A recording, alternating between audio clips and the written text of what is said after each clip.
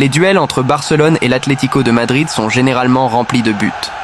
La demi-finale de la Coupe n'a pas manqué de respecter la tradition, même si le scénario n'était certainement pas celui attendu. Un début de saison étonnamment prolifique de l'Atlético, avec des buts d'Alvarez et de Griezmann, a forcé l'équipe de Flick à libérer tout son potentiel offensif. Avant la pause, Pedri, Cubarsí et Íñigo avaient renversé la situation, comme si l'esprit de Macanudo Pizzi avait fait son œuvre en 45 minutes écrasantes. La deuxième mi-temps a cependant présenté un duel entre deux équipes qui cherchèrent le but de l'adversaire dans un affrontement d'alternatives qui laisse la possibilité d'une égalité pour le match retour.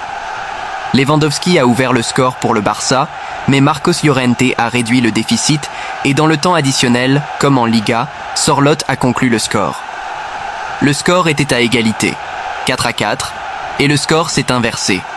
Le match s'est terminé comme il avait commencé, avec l'Atlético dans la surface du Barça, et c'est le Metropolitano qui décidera. Barcelone est sorti endormi, sans se douter que l'Atlético viendrait le chercher avec la détermination dont il a fait preuve lors d'un début d'attaque dévastateur. Mais, dès qu'il s'est retrouvé avec 2 buts d'avance, Simeone a pensé qu'il était temps de se rapprocher de son propre territoire, ce que beaucoup attendèrent de lui dès la première minute. L'équipe de Barcelone l'a ensuite dépassé dans une belle réaction pour compléter une belle première mi-temps. La pause a interrompu la raclée de l'Atlético. L'Atlético est sorti à l'attaque de manière inattendue, avec un Julián Alvarez dévastateur dans un match en plusieurs phases. Barcelone a réagi avec les dribbles de Lamine Yamal sur les ailes, la magie de Pedri entre les lignes et la solvabilité des 2 défenseurs centraux, Cubarsí et Íñigo, avec un but chacun sur corner. Et, après la pause, un autre match, un match de puissance à puissance, dans lequel Cubarsí et Íñigo ont de nouveau émergé, un Szczesny de plus en plus sûr et même acclamé par le public, et bien sûr, un Lamine Yamal qui a détruit la défense colchonera avant la réaction finale non moins inattendue de Matlética. Lorsque les compositions ont été annoncées, la grande surprise a été l'inclusion de Ferran Torres, avec Lewandowski en rotation. Le requin avait été le protagoniste du match précédent de la Coupe, à Mestalla. Cette fois, il a montré pourquoi son entraîneur lui donne du jeu en créant 2 occasions nettes dans l'espace, mais il n'a pas joué avec ses dents aussi acérées et il les a lui-même gaspillées, une à 0-2 et une autre quand le score était de 2-2. La présence de Frenkie de Jong était l'autre grande nouvelle, dans ce cas plus attendu, avec Dani Olmo au milieu offensif.